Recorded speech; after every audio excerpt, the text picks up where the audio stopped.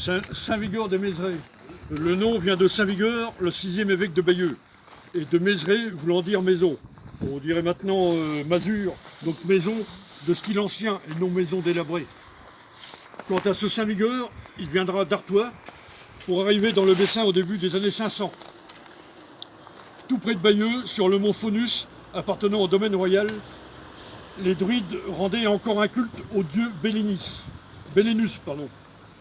Le fils de Clovis, Childebert Ier, roi franc de la région parisienne, lui légua le mont et Vigor mit fin à ses pratiques païennes. Le mont Faunus deviendra Saint-Vigor le Grand. Selon la légende liée à la symbolique chrétienne, il a vaincu le dragon qui soufflait le feu dans la forêt de Cerisy. Il y créa un établissement. Plus tard, en 1032, à cet emplacement sera construite l'abbaye de Cerisy-la-Forêt, répondant évidemment au vocable de Saint-Vigor. Saint-Vigor est présent dans 93 lieux religieux du Pas-de-Calais à la Manche. Quant à l'église ici, à Saint-Vigor, elle est assez remarquable pour la contrée. Elle date du XVe siècle. Il est à noter que d'autres églises Saint-Vigor ont le clocher en bâtière sur une aile du transept. On va la voir sur le côté. Il s'agit d'Amaillé-sur-Seulles et de Longvillers.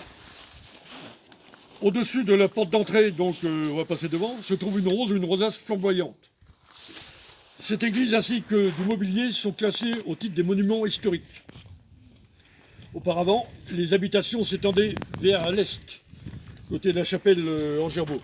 Les parcelles sont cadastrées les vieux villes.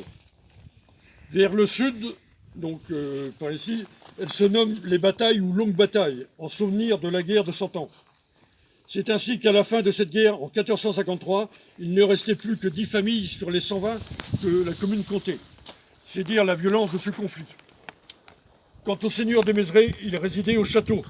C'est un peu plus à l'est encore. Depuis le XIe siècle, le domaine était possédé par la famille de Clinchamp, branche venant de Clinchamp-sur-Orne. En 1563, les guerres de religion catholique battaient leur plein. Afin d'acheter la paix avec les partisans de la RPR, le roi lèvera contre le clergé des impôts extraordinaires. C'est ainsi que, faute de moyens, la baronnie du Plessis, appartenant à l'évêché de Bayeux depuis 1074, sera vendue aux Clinchamp.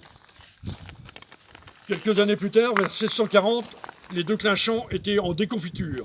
Leurs biens seront saisis. Vers 1690, la seigneurie changera de main, et ce plusieurs fois jusqu'à la Révolution. Voici un pan de l'histoire, donc on va finir là pour aujourd'hui. Voilà. Merci.